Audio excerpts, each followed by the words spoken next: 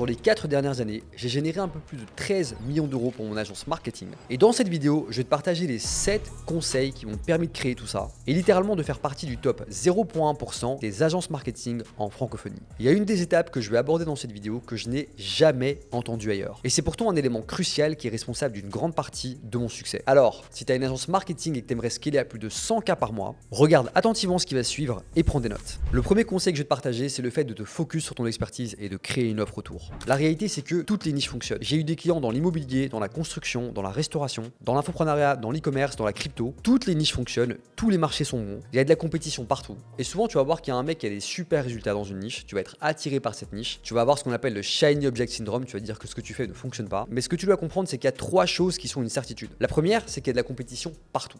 Peu importe où tu vas, peu importe le pays, peu importe le marché, peu importe l'avatar, en fait tout le monde aujourd'hui se fait matraquer avec des messages de prospection. La deuxième, c'est qu'il y a des trends, c'est-à-dire qu'il y a des tendances. Soit tu as un profil de surfeur / rider, ça veut dire qu'en l'occurrence tu peux prendre les tendances, surfer dessus, aller très très vite et les bourriner et ensuite exit au bon moment. Je prends par exemple mon cas de figure avec les NFT, au moment où les NFT étaient en train d'exploser. J'avais le réseau, j'avais l'argent, j'avais l'expertise, j'avais les connaissances et donc du coup j'ai créé une agence marketing en 2-2 pour servir les projets NFT. J'ai mis au point une offre avec un mécanisme où en l'occurrence on a utilisé des influenceurs pour faire la promotion des projets NFT et j'étais rémunéré avec des NFT moi-même. Donc c'était très spéculatif, très rémunérateur mais en même temps très risqué parce que si le projet décollait, et bien en fait ce que j'avais comme NFT allait exploser et donc j'allais littéralement faire du x10 et si le projet partait en fumée, et bien en fait j'allais me retrouver avec des centimes pour payer ma team. Et donc tu vois, tout d'abord il faut que tu comprennes ton profil et ton competitive edge. En l'occurrence, quelle est ta force sur le marché. Ça peut être le fait que tu aies bossé dans une certaine industrie, le fait que tu aies une passion pour une industrie en particulier, le fait que tu aies des proches qui bossent dans une industrie. Ça peut être le fait que tu parles une certaine langue ou bien même le fait que tu habites quelque part et l'objectif en fait c'est de se poser, de se dire ok, qu'est-ce que je peux apporter de différent sur ce marché. Je te donne un exemple, admettons que tu vives en France, à Lyon et que les parents de tes potes soient dans la construction. En plus de ça, tu parles espagnol, l'objectif ça va être de créer en fait ta salade et de te dire ok, en l'occurrence, qu'est-ce que je peux faire de différent sur ce marché. J'ai la possibilité d'avoir des clients dans la construction parce que j'ai un réseau là-dedans. J'habite à Lyon donc c'est un facteur concurrentiel parce que je suis sur place et je peux rencontrer des clients et créer de la relation, créer de la confiance. C'est un super pilier pour pouvoir commencer dans cette niche parce que ça veut dire que j'aurai plus facile à convertir et à closer parce que je pourrais littéralement aller voir mes clients même si je te le conseille pas. Mais là où c'est intéressant, c'est que dès le moment où tu as des résultats clients, tu pourras aller les rencontrer et faire des vidéos, tu vois, donc faire des interviews en live. Et donc ton troisième edge, c'est que tu parles espagnol, donc tu peux aller sourcer de la main-d'œuvre à moindre coût dans les pays hispaniques. Autrement dit, tu pourrais avoir un média buyer au Mexique qui te coûterait 700$ alors que ça te coûterait littéralement plus de 3000€ en France. Et dès le moment où tu as ça, il faut que tu comprennes que ton expérience elle est unique, que ton competitive edge il est unique.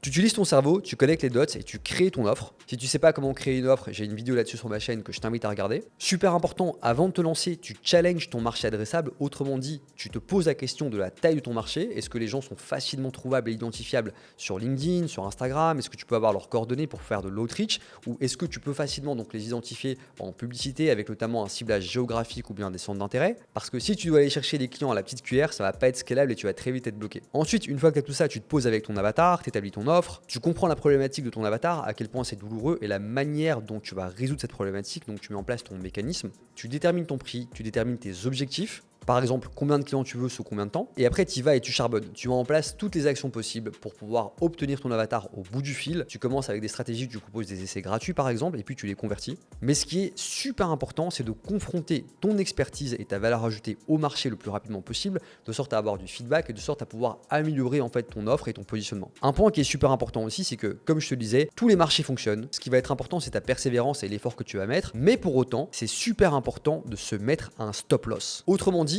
t'es pas marié à une niche, tu as le droit d'en sortir. Il faut juste que tu détermines de manière claire à quel moment tu valides ton test ou à quel moment tu l'invalides. Par exemple, mon objectif est de signer 5 clients sur un mois et pour ce faire, je vais donc essayer d'avoir 50 appels sur le mois. Pour ce faire, je vais lancer 200 outreach par jour et dépenser 50 balles par jour en publicité pendant X temps. Donc là, tu mets en place des actions quantifiables et mesurables. Et pour le coup, si au bout de 15 jours, j'ai pas décroché un seul rendez-vous, eh bien je mets en pause parce que je sais que j'aurais mis l'effort, je sais que j'aurais mis en place les bonnes actions et qu'en l'occurrence, la niche ne prend pas. C'est super important, tu vois, de déterminer un stop loss pour pouvoir comprendre ce que tu fais et ne pas perdre de temps. Hey, au passage, j'espère que cette vidéo te plaît et que tu kiffes et que tu as pas mal de valeur. Cette chaîne est toute nouvelle, donc je compte vraiment sur toi pour donner de la force. N'hésite pas à t'abonner et mettre un petit like. Et sache que justement, pour fêter le départ de cette chaîne, ce qu'on est en train de faire, c'est qu'on va mettre en place un concours. Dès qu'on arrive à 5000 abonnés, eh bien on tirera une personne au sort qui pourra gagner 4 mois d'accompagnement avec mon agence Digital Brothers. Le deuxième conseil que je vais te donner, et celui-là j'aurais vraiment aimé qu'on me le donne plus tôt, c'est le fait de te fixer des objectifs clairs avec tes intentions réelles. Quand tu commences au début, que tu es à 5, 10 cas par mois, tu veux juste en fait avoir plus de clients. Mais qui dit plus de clients, dit plus de responsabilités, dit plus d'équipes, dit moins de marge et dit plus de temps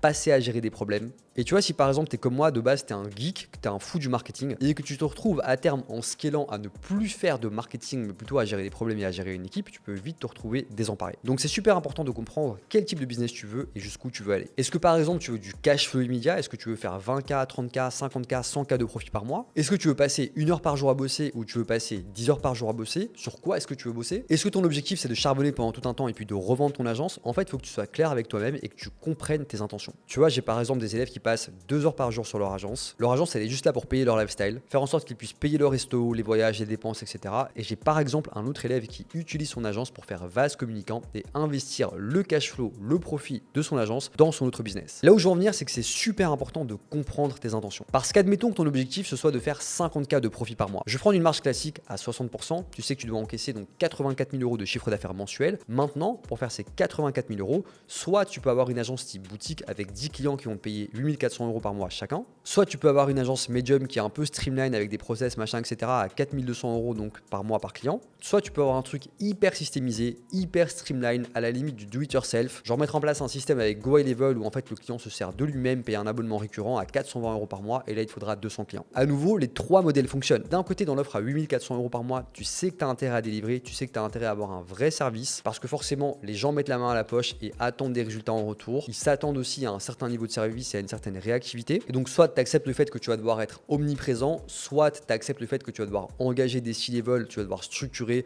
avoir littéralement un bras droit et ça va grignoter tes marges. Ou de l'autre côté, tu peux avoir une agence où tu parles pas du tout à tes clients, tu as dévié, tu as un process, tu pas de closer, c'est un onboarding automatique, tu vends du Go High Level à 420 € par mois avec certains systèmes et un peu de coaching si tu veux. Et là tu sais que c'est hyper automatisé mais que tu as intérêt à être super bon en LTV. Là où je veux en venir, c'est que tu vas être clair avec toi-même, comprendre ce que tu veux, déterminer ce que tu veux vendre, à quel prix et te fixer des objectifs clairs. Si par exemple tu prends la voie du high ticket, 10 clients à 8 400 € par mois, et bien ce que tu vas faire c'est que tu vas simplement reverse engineer ton process. Pour avoir ces 10 clients en comptant ton churn, donc le fait que tu auras des départs, de combien de clients tu as besoin chaque mois. Par exemple, admettons 2 clients. Pour avoir ces 2 clients, combien d'appels il te faut? Admettons 20. Pour avoir ces 20 appels, de combien de leads est-ce que tu as besoin? Admettons 2000. Maintenant, pour avoir ces 2000 leads, est-ce que tu dépenses en pub? Est-ce que tu fais de l'outreach par email? Est-ce que tu fais de l'outreach sur Insta, sur LinkedIn? Est-ce que tu vas faire des walk-in, du cold call? À toi de choisir, mais c'est important de déterminer ton effort et notamment ce que tu veux faire. Le troisième conseil que je vais te donner, c'est le fait de systémiser ton acquisition client avant toute chose. En agence, on a un business model qui est fabuleux. Tu peux t'appuyer sur du revenu récurrent. 3/4 du temps, un business de coaching ou un infoproduit commence chaque mois avec ses compteurs à zéro. Donc, s'ils ont par exemple fait 200K le mois précédent, et bien lorsque le mois débute, ils vont être à zéro. Et donc, ils vont devoir refaire les mêmes efforts pour atteindre 200K au minimum. En agence, tu signes des contrats, tu as des paiements récurrents et tu sais anticiper ta croissance. Tu sais que généralement, eh bien, tu as tes clients qui vont te payer à tel moment et qui vont te payer X par mois pendant autant de temps. Mais il faut comprendre qu'en agence, avoir des impayés, c'est normal et avoir des clients qui partent, c'est normal. Ça fait partie du jeu. Dans mon agence, on a par exemple un taux d'impayés de 5% et on a un taux de churn de 10%. Autrement dit, chaque mois, on sait qu'on va perdre à peu près 10% du chiffre d'affaires si on compare au mois précédent. Donc, si on fait un mois à 200 000, on sait qu'on va perdre automatiquement 20 000 de revenus récurrents, donc on sera à 180 000 le mois d'après. Et donc pour simplement être flat, donc être au même niveau, on doit faire rentrer 20 000 de cash collecté en nouveau deal. Et donc tu comprends à quel point la vente c'est essentiel si tu veux avoir une croissance. Parce qu'admettons que tu fasses 15K par mois et que tu n'aies pas de vrai process de vente et que tu attendes simplement que tes clients partent pour recommencer à vendre. Ce qui va se passer, c'est que tu vas vendre en panique, tu vas prendre des mauvaises décisions, tu vas prendre les mauvais clients et qu'en fait ton graphique il va juste descendre vers le bas, puis remonter et se stabiliser, puis redescendre, puis remonter, machin, etc. Et ce que tu veux en fait, c'est simplement être en croissance tout le temps. Donc pour ça, tu dois pouvoir anticiper tes objectifs en vente. Tu comprends que si tu vends pas, tu n'as pas de cash flow. Si tu n'as pas de cash flow, tu n'as pas de croissance parce que tu ne peux pas réinvestir dans tes systèmes, tu ne peux pas réinvestir dans tes équipes. Et donc, dans un business model d'agence, plus que partout ailleurs, tu as besoin d'être extrêmement bon en vente. Et donc, mon conseil, c'est de mettre en feu ton process d'outreach et tes ads. Tu dois littéralement investir plus et doubler ton volume pour avoir de plus en plus de leads. C'est indispensable. Et surtout, tu dois optimiser chaque partie du process pour avoir les meilleurs appels possibles, les appels les plus qualifiés possibles. Surtout au début parce que tu es tout seul, tu es seul à prendre les appels de vente et tu veux être certain de ne pas perdre ton temps avec des gens qui ne sont pas qualifiés au bout du fil. Dès le moment où tu commences à faire 2-3 closes par mois, ça va être super important de bien s'entourer. Tu prends un setter ou une VA. Si tu fais des ads, tu peux même prendre un media buyer. Et donc là où je veux en venir, c'est que petit à petit, tu vas progresser vers la fin du process. Au début, tu fais des outreach, au début, tu gères tes pubs et après, tu commences à faire tes qualifications, puis tu passes en appel de vente. Dès le moment où tu es en appel de vente, tu délègues donc le début du process. Et dès le moment où tu commences à faire 2-3 closes par mois, tu prends un closer qui va te remplacer pour que tu puisses le coacher et prendre la main sur la delivery. Et à ce moment-là, toi tu passes de l'autre côté, tu vas te focaliser sur vendre davantage aux clients existants, soit tu vas les re-signer sur des offres plus longues, soit tu vas leur demander des referrals, donc de te mettre en contact avec d'autres clients potentiels qu'ils ont dans leur réseau. Tu comprends que la vente, c'est littéralement le poumon de ton entreprise et donc tu as besoin de systémiser ça à la fois sur les nouveaux clients et à la fois sur les clients existants le plus rapidement possible. Mon quatrième conseil, c'est ce que j'appelle le stress test des 100. Ce fameux test, il vient tout simplement d'une question qu'on se pose très souvent dans mon agence. En gros, très souvent quand tu as une offre high ticket et que tu es une agence boutique, c'est un peu comme dans un hôtel de luxe, tu as un service conciergerie. On fait vraiment du sur-mesure, on fait attention à nos clients, on est hyper bon en communication, on est omniprésent. Le client paye un prix élevé, on est obligé de surdélivrer. Tout ça d'un point de vue expérience client, c'est très bien parce que c'est personnalisé. Mais par contre, d'un point de vue delivery en agence, c'est une vraie galère parce que chaque client est différent et chaque client, entre guillemets, est traité d'une manière différente. Donc, la question à se poser, c'est comment est-ce qu'on peut systémiser un maximum sans impacter l'expérience client? Et pour avoir cette réponse, la question que je te pose, c'est si demain, tu as 100 clients qui arrivent d'un coup, comment ça se passe? Déjà, est-ce que ça se passe bien ou bien ton business va éclater en plein vol? Et puis surtout, de quoi est-ce que tu as besoin pour pouvoir assurer le même niveau de service? Concrètement, aujourd'hui, si tu as besoin de un mec full-time pour servir 4 clients, eh bien tu comprends que tu as besoin de 25 collaborateurs pour servir 100 clients. 25 collaborateurs, c'est une machine de guerre à gérer. Tu dois revoir ton organisation, soit en pod, soit avec des chefs de projet, soit avec des gestionnaires. En l'occurrence, tu peux pas être en ligne directe parce que ça va être une vraie galère. Et peut-être qu'en fin de compte, il y a des choses que tu délivres aujourd'hui qui sont inutiles parce que le client n'y voit aucune valeur au profit des choses qui peuvent être utiles dans lesquelles il voit beaucoup de valeur. Donc l'objectif, c'est d'identifier ça, d'identifier tout ce qui a de la valeur et de te dire ok, est-ce qu'il y a une grande partie des choses que je pourrais automatiser ou systémiser et te demander en fait où est-ce que l'intervention humaine est vraiment nécessaire. Le truc, c'est que souvent au début, les gens achètent pour nous, fondateurs, et il est de notre responsabilité en tant que fondateur d'assurer la qualité de la delivery. Si tu gères pas ça, tu as un risque énorme de déperdition dans ta qualité, tu as un risque de dilution, tu vas avoir des plaintes, de l'insatisfaction client et effet boule de neige, en fait ton business va arrêter de croître, tu vas avoir de plus en plus de clients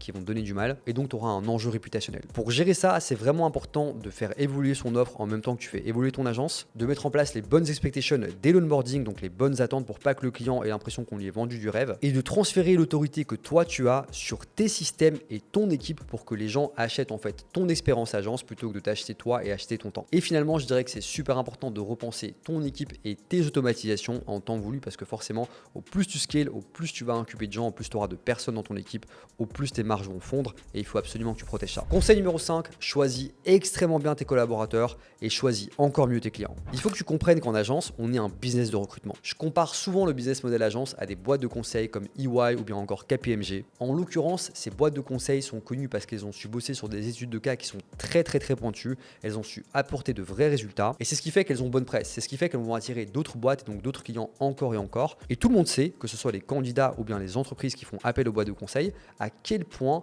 la formation et l'expertise donc des consultants au sein de ces boîtes de conseil est hyper pointilleuse. Au début, on vend notre temps et puis on vend nos systèmes et le temps des autres. Et ça veut dire que si tu choisis mal tes candidats dès le départ, tu prends les gens qui n'ont pas la bonne attitude, le bon mindset, le bon état d'esprit, le bon sourire, et bien en réalité, tu remets ta delivery entre les mains d'un mauvais consultant, donc d'un mauvais expert marketing. Et comme on vend le temps des autres, eh bien tu vas vendre le temps de quelqu'un qui n'est pas formé ou qui n'est pas bon. Et donc ça va littéralement se refléter sur tes résultats clients et donc sur ta réputation. Donc il faut que tu comprennes qu'en agence, c'est hyper important de bien sélectionner ses candidats, de bien les rémunérer, de bien les incentiver et surtout de les maintenir engagés dans ta vision. Tout comme tu dois avoir un parcours d'ascension dans ton acquisition client, donc une offre 1 qui est faite pour vendre l'offre numéro 2, qui elle est faite pour vendre l'offre numéro 3, tu dois avoir un parcours d'ascension dans ton expérience talent. Un A-player, il est là pour évoluer, il est là pour apprendre et avoir des opportunités. Et donc c'est un mec qui va avoir faim, qui va vouloir évoluer au sein de ton agence, occuper d'autres postes, parfois prendre plus de risques, avoir plus d'incentives, avoir une meilleure rémunération. Et tout comme dans un tunnel de vente marketing où c'est super important d'avoir le prospect le plus qualifié possible, eh bien c'est la même chose dans un tunnel de recrutement. Tu veux être certain d'emblée d'avoir le meilleur candidat possible pour pouvoir évoluer avec lui au fil du temps. Ce que je viens de te dire ici, c'est aussi valable pour les clients. Au début, quand on prospecte, on veut juste faire du cash, on close n'importe qui, n'importe comment, on calibre pas du tout le mindset du prospect qu'on a en face de nous. On va juste dire oui à tout et faire n'importe quoi et délivrer en fait ce que le client veut. Mais au plus tu avances, au plus tu as besoin de cadre. Et pour te donner un exemple extrême, si tu prends le mauvais client sur la mauvaise prestation, tu le qualifies mal, tu vois que le client par exemple il est assez pointilleux sur les détails et que toi en fait tu délivres de manière totalement aléatoire, que tu vis l'expérience en mode YOLO, tu fais tout en last minute, ça marche très bien comme ça, que t'as pas le bon cadre, tu vois, que le client s'attend à une communication tous les jours et que toi en fait tu communiques une fois par semaine et que t'as pas de clarté là-dessus, ou bien encore que t'as une mauvaise promesse, que tu promets par exemple 20 litres par semaine et que t'en délivres 5, eh bien devine quoi, tu vas avoir un client insatisfait qui va te dire que c'est pas ce qu'on lui a vendu, tu vas devoir traiter ce problème, bien sûr c'est normal d'avoir des plaintes de clients, mais en l'occurrence ça va te prendre de l'énergie, ça va te créer des problématiques et à l'extrême tu peux avoir des clients insatisfaits qui vont simplement commencer à faire du bruit sur les réseaux et commencer simplement à faire un bad buzz. Bref, plein de trucs que tu n'as pas envie de gérer. Donc c'est super important en fait de comprendre que quand tu bosses avec un client, c'est un réel partenariat. L'argent, effectivement, c'est important. Tu vois, il y a une transaction, tu apportes de la valeur et tu es rémunéré pour. Mais le fait de prendre un mauvais client en prestation de service, un client avec lequel tu n'es pas aligné niveau mindset, ça peut littéralement te coûter toute ton énergie et transformer ton business en un réel enfer. Donc pour appliquer ce conseil, c'est très simple, fie-toi à ton instinct, fie-toi à tes expériences passées. Demande-toi si le potentiel client ou potentiel collaborateur que tu as en face de toi est réellement qualifié pour toi. Une question que je me pose, c'est est-ce que je me verrais partir en vacances avec cette personne? Si la réponse est non, eh bien malheureusement pour cette personne, on n'aura pas de collaboration ensemble. Ok, c'est vraiment un truc que je t'invite à implémenter parce que vraiment dans un business de prestation de service, à la fois le choix de ton client et à la fois le choix de ton collaborateur, c'est primordial. Le sixième conseil que je vais te donner, c'est le fait de maximiser ta LTV à tous les coups. L'acquisition client, c'est essentiel. Mais en réalité, en business model agence, ça ne sert à rien d'acquérir des clients si tu as un problème de lifetime value. Admettons que tu proposes des prestations de 4 mois et que tes clients signent sur 4 mois. Au terme de ces 4 mois, les gens ont la possibilité de continuer en payant un forfait mensuel et donc simplement de se désengager en donnant un préavis de 30 jours. Si tu vois que la majorité de tes clients restent 4 mois et attendent littéralement la fin du contrat pour se barrer, c'est que tu as un problème de delivery. Et une métrique que je peux te donner, c'est qu'en moyenne, ta LTV doit être au minimum au double de la durée initiale de ton contrat. Autrement dit, tu vends sur 4 mois, tes clients doivent rester en moyenne 8 mois. La question que tu vas te poser, c'est comment faire pour que tes clients restent 8 mois. Si les gens veulent arrêter la prestation, c'est primordial qu'ils passent par un appel avec toi pour que tu puisses comprendre et collecter de la data sur ce que tu peux améliorer. Est-ce que c'est un problème de délivrabilité? Autrement dit, les gens n'ont pas de résultats? Est-ce que c'est un problème de communication? Est-ce que c'est un problème d'attente? Ce qui a été dit lors de l'appel de vente était surréaliste au regard de la réalité. Est-ce que la personne veut simplement internaliser? Est-ce que le prix est trop cher, auquel cas le client ne voit plus de la valeur perçue? C'est super important pour toi de comprendre ce qui se passe et de pouvoir l'optimiser. Parce que si tu fais de l'acquisition à foison et que tu renvoies les gens dans un panier percé, tu comprends que ton business va pas grandir. À l'inverse, tu vois, si tu commences avec un matelas de sécurité, tu sais que tu vas commencer à ramener des clients et automatiquement, tu sais que si tu as une LTV de 8 mois, que tu as un churn de 10%, eh bien tu peux commencer à avoir de la prédictabilité. Tu peux même prendre du risque et avancer du cash si tu le souhaites dans ton acquisition parce que tu connais tes chiffres et tu sais qu'en dépensant par exemple 100 000 en publicité ce mois-ci, eh bien tu vas signer X deals et ces deals vont te générer telle somme d'argent sur les prochains mois qui vont venir. Et ça, c'est super important pour assurer une croissance pérenne ou même pour revendre ton business. Le septième et dernier conseil que je vais te donner, et celui-là va à l'encontre de tout ce que tu peux entendre sur Internet, c'est le fait de développer au minimum une offre complémentaire, un downsell. La réalité, c'est que lorsque tu agis sur une niche, eh bien ton marché adressable, il est plus petit que si tu faisais du mass market. Et au bout d'un moment, quand tu scales, tu dépenses plus en publicité, tu fais plus d'outreach, plus de cold calling. Et il y a un moment où tu commences à spammer les gens, où les gens te voient partout, encore et encore, ils voient ta tête s'afficher sur tous les réseaux. Et donc là, tu as commencé à faire le tour de ton marché. Souvent, le réflexe, c'est de se dire, ah bah, tu sais quoi, je vais changer de marché adressable, je vais aller sur une autre niche, je vais refaire la même chose. Mais en fait, ça, c'est juste une distraction. Plutôt que de changer de niche, je t'invite simplement à avoir une offre complémentaire. Un petit downsell, par exemple une version minimaliste de ton service, et c'est super important de pouvoir la proposer à un moindre coût aux prospects qui ne peuvent pas passer à l'action. Par exemple, chez Digital Brothers, on a un accompagnement de 4 mois qu'on propose aux clients phares. Cet accompagnement, il est valorisé à 14 000 € et il y a beaucoup de gens qui ne peuvent pas se le permettre. Et donc, plutôt que de laisser ces gens-là sur la touche sans pouvoir résoudre leurs problèmes, eh bien ce qu'on a fait, c'est qu'on a développé la même offre avec un accompagnement de 2 mois au lieu de 4 qu'on va vendre pour la moitié du prix, donc à 7 000 €. Sur cet accompagnement, on a également des plans de paiement et donc ça rend la chose beaucoup plus abordable pour les gens qui n'ont pas l'argent et qui n'ont pas les moyens de pouvoir se payer nos services. Ça nous permet quand même d'embarquer une partie du marché sur notre offre et surtout de les ascend, donc dès le moment où ils ont des résultats, eh bien de leur vendre l'offre initialement prévue. Et ça, c'est super important parce qu'il y a des mois en fait où tu vas commencer à dépenser davantage en publicité, des mois où tu vas faire plus d'outreach, où tes sales en fait vont avoir des gens qui ne sont pas qualifiés au bout du fil. Et si tu n'as pas quelque chose pour qu'ils puissent en fait simplement avoir du pain sur la planche, eh bien tes sales ils vont se démotiver. Ils vont juste te dire que les prospects sont pas qualifiés, ils vont commencer à regarder ailleurs. Tandis que si tu leur donnes en fait une petite offre sur laquelle ils peuvent quand même jouer et embarquer du monde, eh bien c'est beaucoup plus facile pour eux de pouvoir faire du chiffre et faire des ventes sur les mois qui sont moins bons. Voilà donc les 7 conseils que je peux donner et que j'aurais aimé entendre à mes débuts. Je pense que ça m'aurait fait gagner énormément de temps et aujourd'hui, si tu es à 5K par mois, 10K, 20, 50 ou 100, je pense littéralement que accompagner ces conseils de manière soigneuse et structurée dans ton agence peut littéralement changer le game. Voilà mon frérot, j'espère que tu as kiffé la vidéo. N'hésite pas à me dire ce que tu en as pensé en commentaire. Si tu es encore là, je vais te demander un petit service, abonne-toi à la chaîne, mets un petit pouce et je te retrouve à la prochaine vidéo. Ciao ciao.